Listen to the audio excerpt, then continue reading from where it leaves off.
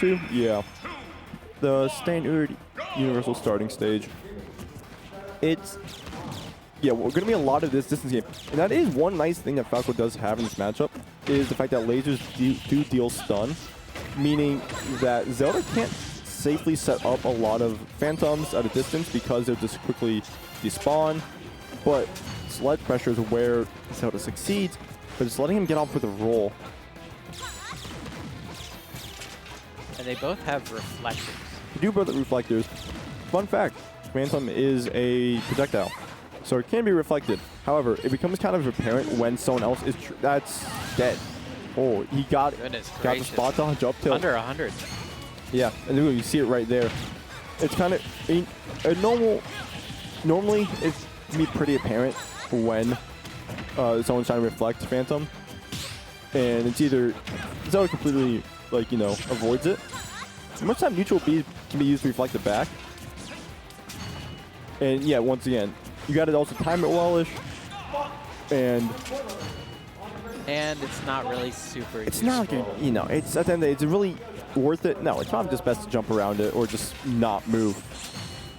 Yeah, you see right there, just Potatoe knows his wing condition. Don't approach, but does there, and no, not going to punish the air dodge there. However, nope, not going to get anything off the up tilt either. Lapping him. But definitely lapping him. Yeah. And the down air hit the Phantom, extending how long his hitbox and hurtbox were there, allowing 17 to just lightning kick him. Crazy interaction. And I mean, that's really the name of the game here. Yeah, both these characters have really safe aerials.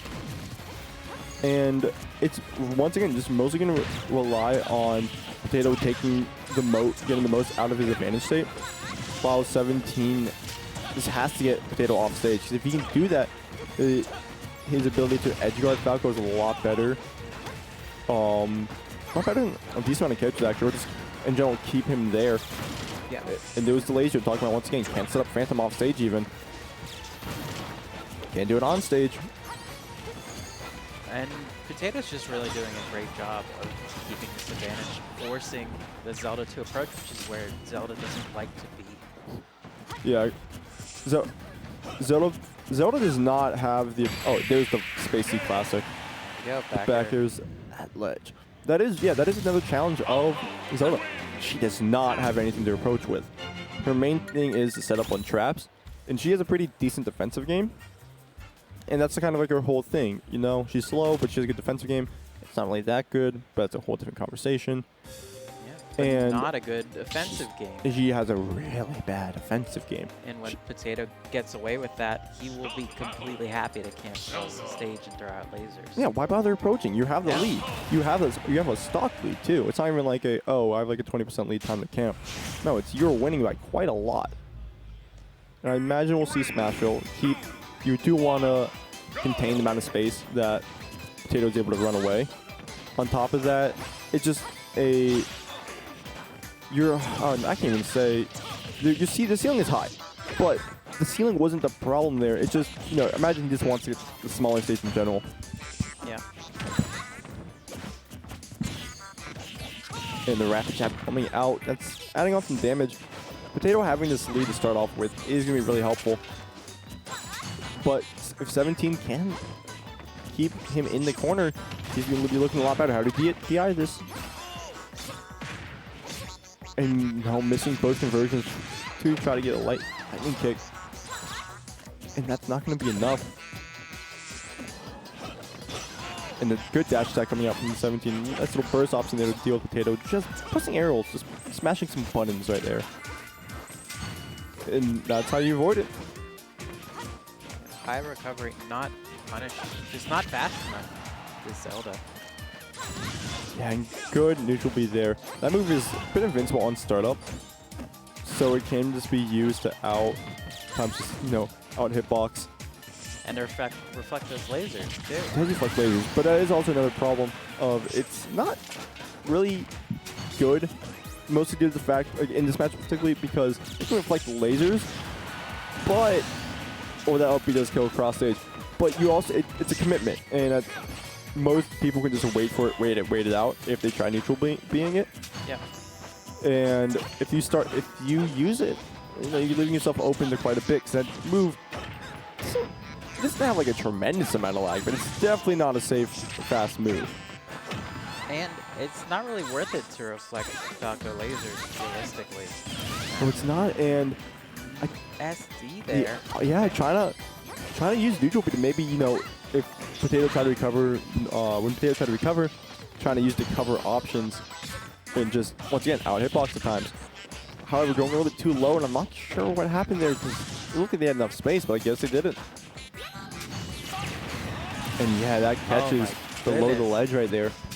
Potato having to recover. Call out, yeah. Yeah, Potato having to recover at a really odd angle, which is kind of, you know, put his hitbox out there to linger for a little bit. Potato has the lead for now. Yeah, and he's really trying to get these up tilt back airs. He's finally going to get it, but you can hear the startup of neutral B trying to come out.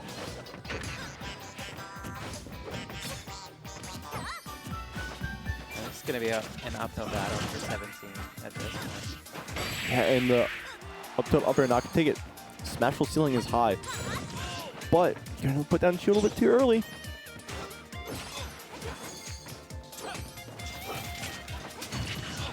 Yeah, good night, but however, how do you maximize this offstage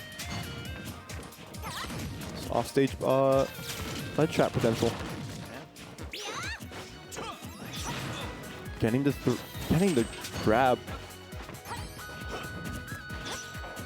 And no, both of them whiffing attacks. Oh no, trying to Falco up smash doesn't really have like a good starting hitbox there, so not even able to punish the landing of up B. It's really strange how Potato is choosing to not play slow this time. Oh, he could be dead for that. Cross stage, 83%. Is dead for that. With rage. Wow. All this started because of a missed punish on an up B. Yeah. And Potato just chose not to reset to neutral. Yeah, it was a bit of a scramble position. You know, 160% on Zelda. Your eyes are only red at this point. Yeah. You're looking for that kill, and not being able to find it is definitely going to make you a bit more aggressive most of the time. And that's what we saw right there. And not being able to finish it means he's currently tied to 1-1. And that has to do some mental damage, honestly. Yeah, that's definitely mental damage. Oh, I had that game, but at the end of the day, it doesn't matter if you had the game. You just have to win the next game, right? Yeah. And we'll see if he can swap back to how it went in his first game. Yeah, getting a bigger stage this time once again, and it is his counter break, so definitely a nice little start for him mentality-wise. And this stage is really hard to land on this stage against Falco because of just how it's flat. There's not many platforms in the mid. There's only platforms on the side. So the problem becomes, how do you land on this stage? You're dead. How do you land? You don't. Yeah, the answer is you eat up tilts while Falco gets to run away because there's nothing to stop him from doing that. And that hitbox does last quite a bit though. And not stalling himself out there, but it's going to let himself go to ledge. However, no punish on that side B.